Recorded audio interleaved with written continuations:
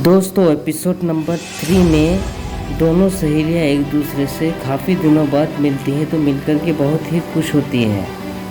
लेकिन सुरीली है ना अपने दोस्त से बिल्कुल नाराज़ रहती है कि शादी के बाद ना तो उससे मिली है ना ही फ़ोन पर बात हुई है।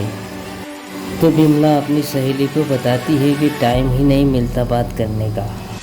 फिर दूसरी सहेली कहती है कि इसमें तेरी गलती नहीं है क्योंकि तेरा सारा समय तो जीजाजी ही ले जाते होंगे। और बिमला से वो सुहाग रात वाला सीन पूछती है तो वो बताती है। वो कहती है कि यार उस रात को कुछ भी नहीं हुआ, मेरे पति तो रात को 11 बजे आए मेरे पास। और कहती है यार उनसे तो पूरी रात फोन का नाड़ा है नहीं खुला तो वो करेंगी क्या। अब दोस्तों सुरीली के फ़ोन पर गली के आवारा कुत्ते का फ़ोन आ जाता है। वो उससे मिलने के लिए उसे परेशान करता है। वो सुरीली से कहता है कि तुम मेरे घर पर ही आ जाओ और सुरीली कहती है मैं घर पर नहीं आऊँगी। वो कहता है कि तुमने मेरे को टूटे बर्तन मंगवाए थे। सुरीली हंस करके कहती है कि चलो आ जाओ घर पर, इस बार तुमसे कुछ नहीं बोलूँगी थी।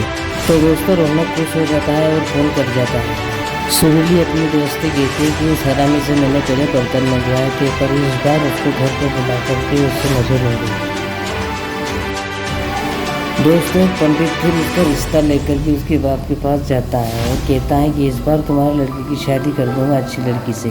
तो उसका बाप भी जाता है देखने के लिए और रौनक भी बहुत खुश हो जाता है कि आज तो मेरी सुहाग रात मन ही जाएगी। मन ही मन बहुत खुश होता है। लेकिन दोस्तों उसका बाप बड़ा लालची था। वो लेन देन की बात पहले करता था और उसका बाप पूछता है उसके पंडित जी वो लोग दहेज कितना देंगे, क्योंकि पंडित जी कहते हैं कि दहेज वहेज नहीं देंगे, वो तो सिर्फ लड़की देंगे आपको काम वासना में भरी हुई।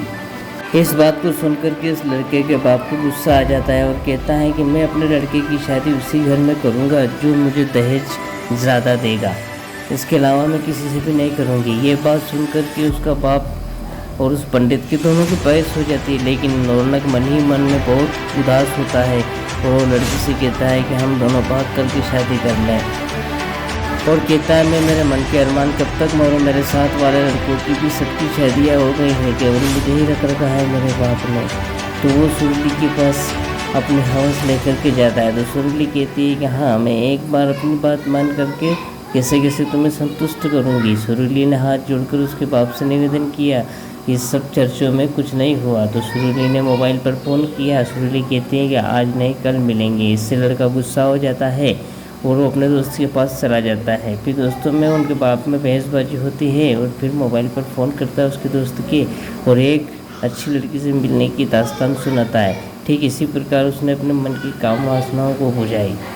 फिर उनको कोई अजनबी मिलता है और कहता है कि तुम्हारा लड़का भी प्यासा तो और लड़की भी प्यासी, सुहाग रात की प्यासी, इन दोनों की प्यास बुझाने में ही भलाई है, नहीं तो न जाने कहाँ मुँह मारते फिरेंगे। इस बात को सुनकर लड़के को और गुस्सा आया और लड़की के पास जाकर तो ठीक उसी प्रकार फिर एक सहेली दूसरी सहेली को फ़ोन करके कहती है कि मुझे किसी से मिलवा। फिर दूसरी सहेली कहती है कि मैं तेरा कुछ जुगाड़ करती हूँ।